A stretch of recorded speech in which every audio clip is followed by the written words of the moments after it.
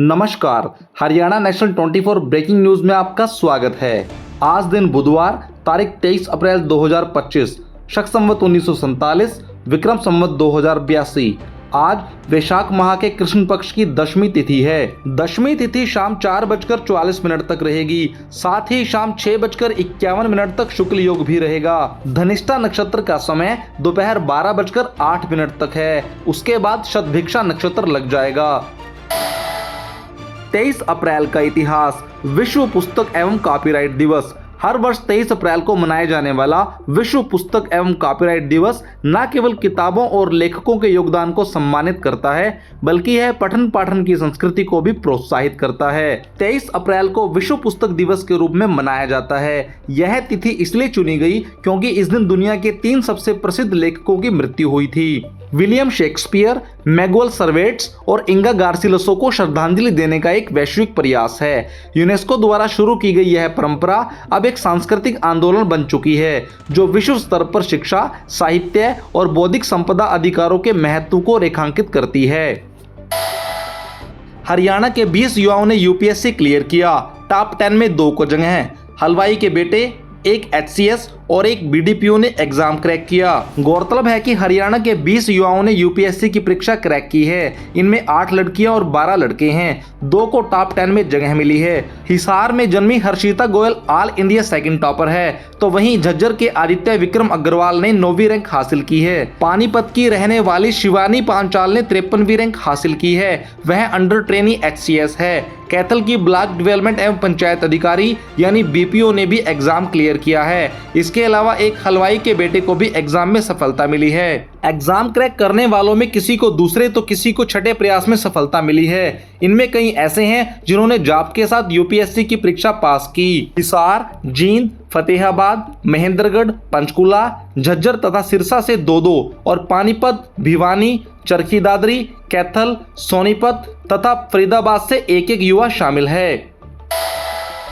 हिसार की UPSC second topper Harshita Goyal बोली, मेरी मां नहीं है। पापा ने कहा था जा बेटा पढ़ाई करके अपना सपना पूरा कर। गौरतलब है कि हरियाणा के हिसार में जन्मी हर्षिता गोयल यूपीएससी की सेकंड टॉपर रही। हर्षिता ने यूपीएससी में सेकंड रैंक आने पर कहा, मेरी मां नहीं है, पापा ही मेरे सपोर्ट सिस्टम हैं। हर्षिता ने पढ़ाई को लेकर कहा कि वह डेली 7 से 8 घंटे पढ़ाई करती थी। इसके अलावा इंटरव्यू क्लियर करने के लिए कई मॉक इंटरव्यूज की क्लासेस भी की। बता दें कि हर्षिता का परिवार गुजरात के वडोदरा में शिफ्ट हो चुका है। उनकी पढ़ाई और यूपीएससी की तैयारी वहीं हुई है। हर्षिता ने कहा, मेरी फैमिली में मैं ही पहली हूं जिसने सिविल सर्विसेज क्रैक किया है। मुझे फैमिली का भरपूर सपोर्ट मिला, खास तौर पर मेरे पापा का। मेरी मां नहीं है, पापा ने ही पूरा घर संभाला, छोटे भाई और दादा दादी को भी संभाला। मेरे फ्रेंड्स ने सपोर्ट किया।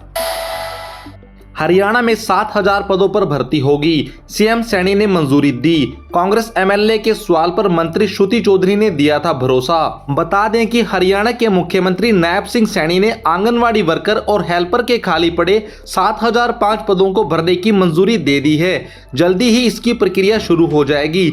आंगनवाड़ी वर्करों के 25,962 पदों में से 2,549 पद और हेल्परों के 25,450 पदों में से 4,439 पद खाली पड़े हुए हैं। विधानसभा के बजट सत्र के दौरान कांग्रेस विधायक पूजा चौधरी ने सरकार से पूछा था कि प्लेवे में हेल्परों, वर्करों और सुपरवाइजरों की जिलेवार पदों की मंजूरी और वर्तमान में संख्या कितनी है, खाली पदों को कब तक भरे जाने की संभावना है। इस पर महिला एवं बाल विकास मंत्री श्रुति चौधरी ने जल्द खाली पदों को भरने की बात कही थी। महिला एवं बाल विकास विभाग के अनुसार 10 वर्ष से अधिक अनुभव वाली आंगनवाड़ी वर्करों को वर्तमान में 14,750 रुपए मिल रहे हैं। वहीं 10 वर्ष से कम अनुभव वाली आंगनवाड़ी वर्करों को 13,250 रुपए, इसके अलावा आंगनबाड़ी हेल्परों को 7,900 रुपए का मानदेय दिया जा रहा है। जम्मू कश्मीर में पुलवामा के बाद सबसे बड़ा हमला, 27 मौतें। आतंकियों ने टूरिस्ट के नाम पूछकर गोली मारी। नेपाल, यूएई के 2 टूरिस्ट मारे गए। गौरतलब है कि जम्मू कश्मीर में 2019 के पुलवामा अटैक के बाद सबसे बड़ा आतंकी हमला हुआ है। आतंकियों ने मंगलवार को पर्यटकों पर फायरिंग की, जिसमें 27 लोगों की मौत हो गई। मरने वालों में एक यूएई और एक नेपाल का पर्यटक भी शामिल है और 2 स्थानीय नागरिक भी शामिल हैं। बाकी पर्यटक यूपी, गुजरात, महाराष्ट्र, कर्नाटक, तमिलनाडु और ओडिशा के हैं। घटना मंगलवार दोपहर 2:45 पर पहलगांव के बेसारन घाटी में हुई। मीडिया रिपोर्ट्स के मुताबिक आतंकियों ने यूपी से आए शुभम द्विवेदी से नाम पूछा, फिर उसके सिर में गोली मार दी। शुभम को 2 महीने पहले ही शादी हुई थी, वो हनीमून पर आया था। आतंकी दूसरे पर्यटकों पर फायरिंग करते हुए भाग निकले।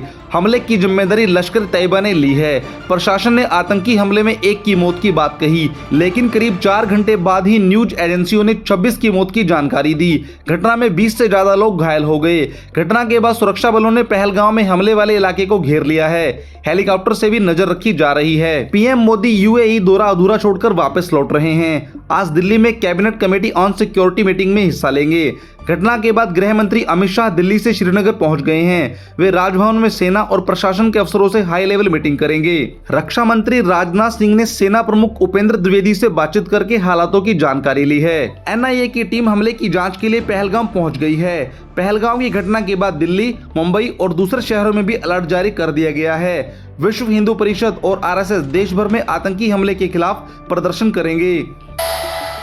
अनिल विज को हाईकोर्ट का झटका। मंत्री डांडा का फोन न उठाने पर एसई को सस्पेंड किया था। हाईकोर्ट ने लगाई रोक। बता दें कि हरियाणा के कैबिनेट मंत्री अनिल विज को पंजाब हरियाणा हाईकोर्ट से बड़ा झटका लगा है। हाईकोर्ट ने मंत्री का फोन न उठाने के मामले में सुपरिटेंडेंट इंजीनियर हरिदत्त के सस्पेंशन आदेश रद्द कर दिए हैं। डांडा की शिकायत पर ऊर्जा एवं श्रम मंत्री अनिल विज ने एससी को सस्पेंड कर दिया था। हाईकोर्ट ने अपने फैसले में सस्पेंशन का कारण न बताने को आधार बनाया है। हाईकोर्ट ने कहा है कि कारण के साथ सरकार चाहे तो वह इस मामले में नए आदेश पारित कर सकती है। एससी को सस्पेंशन के बाद दिल्ली स्थित चीफ इंजीनियर ऑफिसर अटैच किया गया था। इसके बाद से वह वही उपस्थिति दर्ज करा रहे थे। दरअसल शिक्षा मंत्री महिपाल डांडा जींद जिला में परिवेदना समिति के अध्यक्ष हैं। इस कारण से वह करीब 5 दिन पहले जींद दौरे पर गए थे, जहां किसानों की समस्याएं होने पर उन्होंने एससी हरिदत्त को फोन किया था, लेकिन एससी ने फोन नहीं उठाया। इससे मंत्री डांडा नाराज हो गए थे। उन्हें बिजली विभाग के एससी की पहले भी इस तरह की शिकायतें मिल चुकी थी,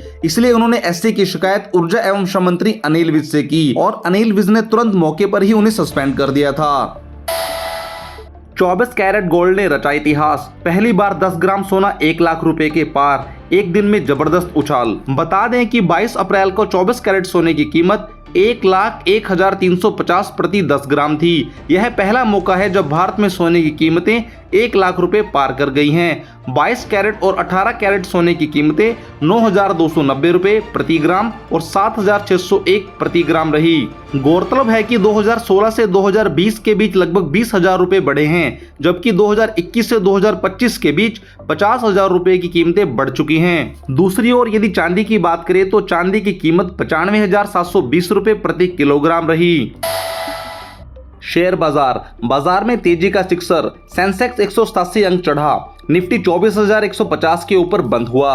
गौरतलब है कि बाजार ने तेजी का सिक्सर लगाया है। सेंसेक्स और निफ्टी लगातार छठे दिन बढ़त पर बंद हुए। निफ्टी बैंक नए शिखर पर बंद हुए। मिड कैप स्मॉल कैप शेयरों में खरीदारी रही। रियल्टी एफएमसीजी शेयरों में खरीदारी रही। कारोबार के अंत में सेंसेक्स 187 अंक चढ़कर 79,595 के स्तर पर बंद हुआ। वहीं निफ्टी 41 अंक की बढ़त के साथ 24,167 के स्तर पर बंद हुआ। हरियाणा के 13 जिलों में आज हीट वेव का अलर्ट।